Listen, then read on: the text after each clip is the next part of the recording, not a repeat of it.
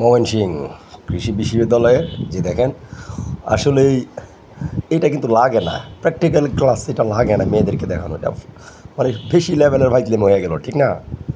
আচ্ছা, মেয়েরা কি ট্রাক চালাইবো? প্র্যাকটিক্যালি ওখানে মেয়েদের লাগে না, অন্য কিছু শিখাও। একেবারে দুষ্টামি, চিন্তা করছেন? এটা আমার কাছে ভালো লাগেনি, আপনাদের কাছে কেমন লাগবে আমি জানি না, কমেন্টে জানাবেন। আর হাজার হাজার দর্শক তাকাই রয়েছে, কী এক অবস্থা, কী এক অবস্থা, চিন্তা করছেন যে এটাকে কিছু হইল যে আমি বুঝতে পারলাম না, এটা করার কোনো প্রশ্নই ওঠে নাই, মানে শয়তানি করে ফেলল বেশি।